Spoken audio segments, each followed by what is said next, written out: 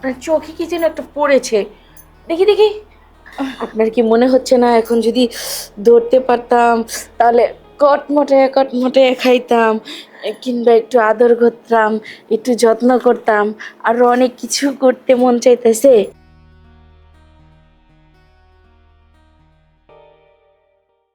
আচ্ছা, আজকে যে এত সুন্দর করে হাঁসের মাংস রান্না করলাম ঝাল ঝাল করে, তুমি খাইয়া তো কিছুই বললা না। আহা, তুমি একটু বকবকিটা বন্ধ করবা। আমি আমরা টেনশনে বাঁচতেছি না, আর তুমি এইটা খাওয়া ওইটা খাওয়া এইটা কি শুরু করছো কোনদিন? ওমা, জানো তো আমি এত টাকা ধরা খাচ্ছি, পুরো 4 কোটি টাকা ধরা খাইছি। হ্যাঁ, এই যে শিপমেন্ট কাঁচামালগুলা আইসা, জাহাজটা কি হলো, লঙ্গরে লাগার আগে জাহাজটা ডুবে গেল। এখন আমি টেনশনে আছি না। এই যে মানুষের এতগুলো টাকা পাবে, হ্যাঁ, এই যে রফিক সাহেব যে টাকাগুলো পাবে, 3 কোটি টাকা তো উনিই পাবে, আর এদিকে ওদিকে 1 কোটি টাকা, আমি 4 কোটি টাকা ঋণই আছি। শোনো, আরে আমার কথাটা তো শোনো। বলো। এত টেনশন করলে হইব? একটু মাথা ঠান্ডা করো। আচ্ছা, তোমার একটা কথা বলি, এই এত টেনশন মাথায় না নি না, তুমি এক কাজ করো, তুমি ব্যাংকের থেকে একটা লোন লও, দরকার পড়লে দুইজনে কাজ করে দিয়ে দিব। ব্যাংকের থেকে লোন নেবো না? আহা, কি দেখাই আমি ব্যাংকের থেকে লোন নিব? কি ডকুমেন্টটা দেখাবো? আছে কিছু আমার? সর্বোচ্চ হারিয়েছি। তাও তো একটা কথা। আচ্ছা যাই হোক, শোনো না, তুমি এত উত্তেজিত হয়েও না। এত উত্তেজিত হলে তুমি আবার অসুস্থ হয়ে যাবা। তোমার পার্টনাররা যখন আসবে তখন দেখা যাবে। এখন এই নিয়ে আর টেনশন করো না, আসো, তোমার মাথাটা আমি টিপে দেই। আর দেখো, মানুষ কিন্তু ছোট থেকেই বড় হয়। তুমি না হয় একটা ধোঁকা খাইছো, একটা দুর্ঘটনা ঘটে গেছে, আমি বলি কি, লকারে প্রায় 14-15 লাখ টাকার মতো গহনা আমার আছে। তুমি ওই টাকা, ওই গহনাগুলা বিক্রি কইরা টাকাই না নতুন করে একটা ছোটখাটো ব্যবসা শুরু করো, ওটা থেকেই বড় হইবা। মানুষ তো জিরো থেকেই হিরো হয়। দেখো বাবা, তুমি আমার ওই জ্ঞানটা দিও না। আমি তোমার চেয়ে ভালো বুঝি, আমি ব্যবসা করি। ওই একটু গয়নাগাটি আছে সেই দিকে তোমার চোখ গেছে, ওটা আমি বেচতে পারবো না। সব সব কথা। আহা, তুমি এত উত্তেজিত হচ্ছ কেন? ওটা বেচতে পারবা না, ওটা বেচে ফেলাও। ভবিষ্যতে যখন আবার আমার তোমার সবকিছু হয়ে উঠবো, তখন না হয় তুমি আমারে কিনা দিও, বানাইয়া দিও। দেখো, ঠিক আছে, মাথা তুমি ঠান্ডা করো সান্ত্বনা না। দিচ্ছ, বুঝতে পারছি। তোমারও খারাপ লাগছে, কিন্তু খারাপ লাগে যে তো সবকিছু সমস্যার সমাধান হবে না। কালকে 3-3 বার ফোন দিছে, শফিক সাহেব আমার টাকা লাগবে, নাহলে আপনি মাল দেন নাহলে টাকা দেন। শোনা শোনা, ওইসে উত্তেজিত হয়েও না। আমি বলি কি, শফিক সাহেব যখন আসবে তখন না হয় দেখা যাবে, একটা ব্যবস্থা হইবে। আল্লাহ একদিক দা না একদিক দা কোনো ব্যবস্থা করবেই। তুমি এত টেনশন নিও না, আসলে তোমার মাথাটা একটু টিপা দেই। দেখো, তুমি তো জানো তোমারে ছাড়া আমার ভালো লাগে না। তুমি না শুলে কি আমি শুইতে পারি? তুমি এভাবে সারা রাত টেনশন করবা, এটা কি মেনে নেওয়া যায়? আমার স্বামী আমার পাশে শুয়ে থেকে বসে বুঝছি। থেকে টেনশন করবে? আমি ভালো করে বুঝতে পেরেছি, তুমি আমাকে ছাড়বে না। নাও শুয়ে পড়ো, নাও বালিশ নাও। এই তো এখনই শুয়ে পড়বো। এখন তুমি শুবা, আমারও শুইতে মনে চাইবো। আর তুমি বসে থাকলে কি আমার শুইতে মনে কয়? আহা! সব শো শো, আর কোনো কথা বলো না, আমার ভালো লাগছে না কিছু।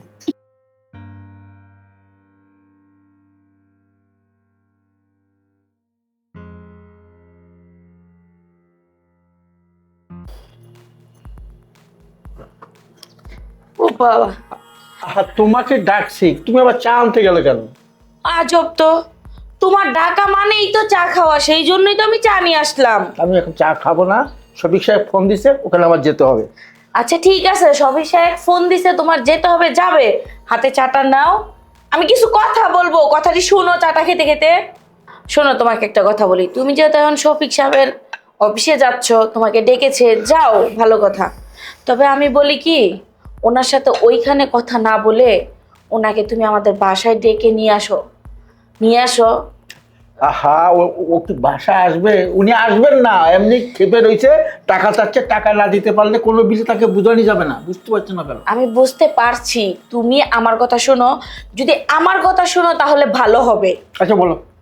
তুমি ওনাকে গিয়ে বলবা যে ভাই চলেন আমার বাসায় একটু চলেন, আপনার ভাবি আপনার সাথে কথা বলবে, আপনার টাকা পয়সা পাওনা দাওনা শোধ করবে, আপনি চলেন।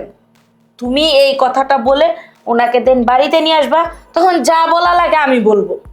তোমার কিছু বলা লাগবে না। আচ্ছা ঠিক আছে, আমি বলবো।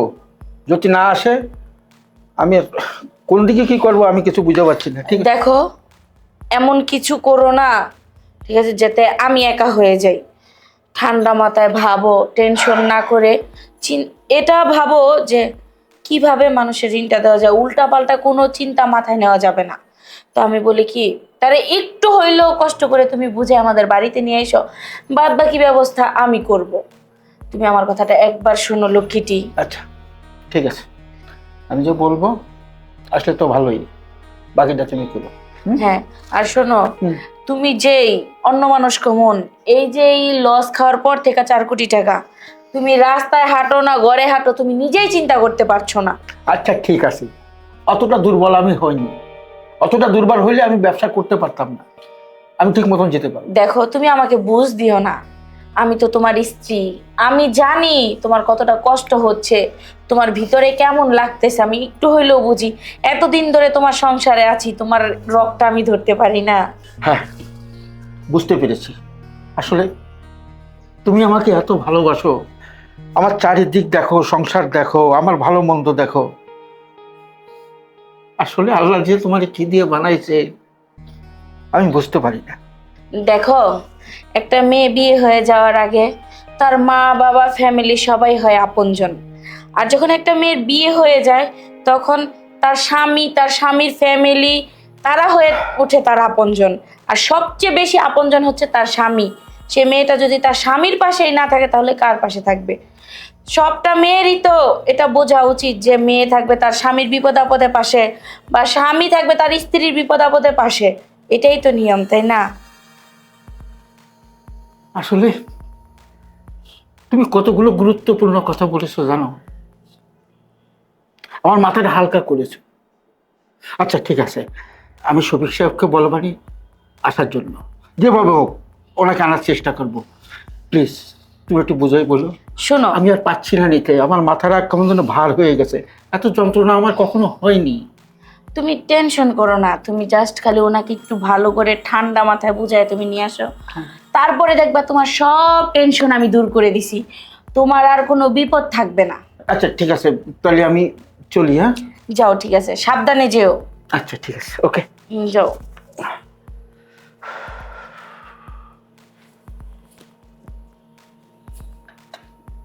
না, যে করেই হোক আমার স্বামীকে এই বিপদ থেকে আমার উদ্ধার করতেই হবে। আমার স্বামীর জন্য আমার কিছু একটা করতে হবে। এই মানুষটাকে তো এভাবে আমি তিলে তিলে মরতে দিতে পারি না। মানুষটা তো অসুস্থ হয়ে যাচ্ছে, ওনার যতটি চিন্তা ভাবনা টেনশন সব আমার ঘাড়ে নিতে হবে, ওনার মাথায় দিয়ে রাখলে চলবে না। যেই রান্নাঘরে কাজগুলো সারি।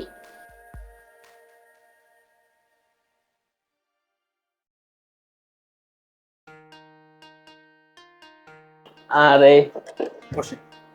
কই গো জোনাকি? স্যার, আপনি তো আসছেন, আমি খুব খুশি হলাম।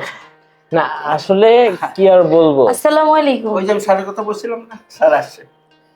হ্যাঁ এই শোনো, ওই আমি একটু দোকান থেকে আসতেছি। হ্যাঁ তোমরা বসে ঠিক কথাবার্তা বলো। ঠিক আছে, তুমি যাও।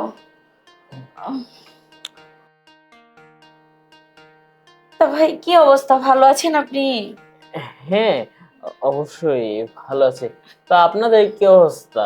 আপনারা এই তো কোনো রকম চলে যাচ্ছে আর কি। আর আপনাদের কি সমস্যা শুনলাম, সেই জন্যই আপনাকে একটু বাড়িতে ডেকে পাঠানো। হ্যাঁ, কি আর বলবো। আপনার হাজবেন্ড, সে তো আমার সাথে ব্যবসা করে মোটামুটি অনেক দিন হয়েছে, কিন্তু আগে বড় কখনো তার আমি এরকম আচরণ দেখিনি। কি আর বলবো আমি, আমি আপনার হাজবেন্ডকে কতবার না করেছি যে এই অবস্থাতে আপনি শিপমেন্টটা নিয়েন না, এখন প্রচুর রিস্ক, শিপমেন্ট করা উচিত হবে না, কিন্তু সে তো আমার কথা শুনলোই না। শেষ পর্যন্ত কি, ডুবেই তো গেল। 3 কোটি টাকা যে আমাদের যে পানিতে যে ডুবে গেল, এটার দায়ভার কি আমি নিব? কোনোভাবেই না, কারণ আমি তো না করেছি তাকে। হ্যাঁ, অবশ্যই আপনি এটা কথাটা ঠিক বলেছেন, ভুল বলেননি। কিন্তু কি করবেন ভাইয়া, উনি তো আপনারই পার্টনার, উনি তো আর ইচ্ছা করে কাজটা করেনি। আসলে ভাইয়া, আপনি তো বুঝতেই পারছেন যে শীতের দিন, তার মধ্যে এই মাল ভর্তি শিপটা ডুবে গেল, এর জন্য তো আর উনি দেয় না। তারপরে আসলে উনি আপনার এই টাকাটার জন্য অনেক অনেকটাই অসুস্থ হয়ে যাচ্ছে টেনশন করতে করতে।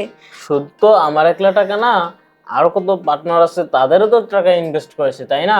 সবাই ওনাকে না করেছে, কিন্তু আপনার হাজবেন্ড কারো কথাই শুনেনি। সে একা একা বলেছে যে না, সে এই শিপমেন্ট দিতে পারবে, তার কোনো সমস্যা হবে না। বুঝতে পারছি ভাইয়া, কিন্তু ভাইয়া এখন আপনাকে আমি ডেকে আনছি এই জন্য যে আপনার সাথে কি আমি কিছু কথা বলতে পারি কিনা। হ্যাঁ হ্যাঁ, অবশ্যই বলতে পারেন, মানে আপনি বলেন, কোনো সমস্যা নেই। দেখেন ভাইয়া, যেহেতু লস হয়ে গেছে সেই জায়গায় তো আর কিছু বলা যাবে না, আর তার আগে আমরা ফাঁসি দিয়ে মেরে ফেলতেও পারবো না। তো আমি একটা কথাই বলবো যে ভাইয়া, ওনাকে সময় যখন দিছেন আর কয়টা দিন সময় দেন না ভাইয়া। আপনি আমার মুখের তাকায় সময়টা দেন। উনি যদি টাকা পয়সা না দেয় আমি দিয়ে দিব ভাইয়া। আসলে এই যে কয়েকদিন সময় দিয়েছি, সবটাই তো আপনার মুখের দিকে তাকিয়ে দিয়েছে। আরে আরে আরে, আপনার চোখে কি যেন একটা পড়েছে, দেখি দেখি।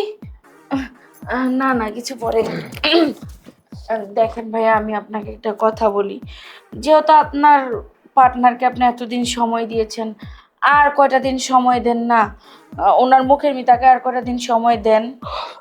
আপনি আপনার যে কোনো একটা ব্যবস্থা করে টাকা পয়সাগুলো দিয়ে দিব। আপনি ওনাকে কিছু বললেন না ভাইয়া। আসলে কি আর বলো, এতদিন তো আপনার স্বামীর মুখের দিক তাকিয়ে সময় দিয়েছি, তো এখন আবার বলতেছেন আপনার দিকে তাকিয়ে। আসলে আপনার দিকে তাকালে না মনে হয় কি যে তাকে মাফই করে দিই, তার থেকে না নিলেই তো হয়। আরে আরে ভাইয়া, এই শীতের মধ্যেও তো আপনি ঘামতেছেন, দেখি দেখি আপনার ঘামটা একটু মুছে দেই। না না, ভাইয়া, আমি বলি কি, আপনার মনে হয় এখানে বসতে অসুবিধা হচ্ছে, চলেন না আমাদের বেডরুমে চলেন, ওখানে বসে কথা বলি। না ওইরকম কিছু না, ঠিক আছে বসতে পারি। ওরকম কিভাবে বললে হয় ভাইয়া, চলেন না, আমরা একটু বেডরুমে গিয়ে বসে কথা বলি। আচ্ছা চলেন তাহলে। হ্যাঁ হ্যাঁ, ঠিক আছে চলেন। আসেন আসেন আসেন, আসেন, বসেন ভাইয়া এখানে। অ্যাকচুয়ালি ভাইয়া, হয়েছে কি, আপনি তো ভয় পাচ্ছেন কেন? না মানে আপনি যেভাবে নিয়ে আসলেন মনে হচ্ছে যে কি না কি জানি কি করে ফেলেন। আসলে ভাইয়া একটা কথা বলবেন, আমাকে দেখতে কেমন লাগে? আসলে আপনাকে দেখতে উপর থেকে যতটা ভাল লাগে, ভিতর থেকে দেখলে মনে হয় আরো বেশি ভাল লাগবে। ইয়ে, মানে আমি বলতে চাইছিলাম কি, আপনি এত এত সুন্দর, এত কিউট, আমি আগে কখনো এরকম ছেলে দেখি নাই। আমার আপনার দেখে না মাথাটা কেমন ঘুরে গেছে। আপনার কি আমাকে দেখে মাথাটা ঘুরে গেছে? কিছু ফিল হচ্ছে? হ্যাঁ, আপনার কি কিছু ফিল হচ্ছে? আপনার কি মনে হচ্ছে না এখন যদি ধরতে পারতাম তাহলে কটমটে কটমটে খাইতাম, কিংবা একটু আদর করতাম, একটু যত্ন করতাম, আরো অনেক কিছু করতে মন চাইতেছে।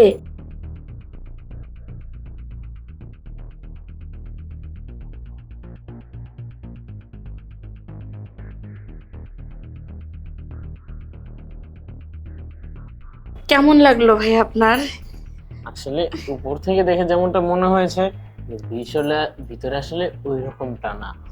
কিন্তু আমি কি আর বলবো, আমার পুরোপুরি 3 কোটি টাকাই লস। লস মানে? জলে ডুবে গেল। ও আচ্ছা, এখন কি ভাইয়া ওই টাকাটা আপনার খুবই দরকার? না না, আপনি আবার যে সমুদ্রতে আমাকে নামিয়েছেন, ওই সমুদ্র থেকে আমার মনে হয় না কখনোই 3 কোটি টাকা তোলা সম্ভব।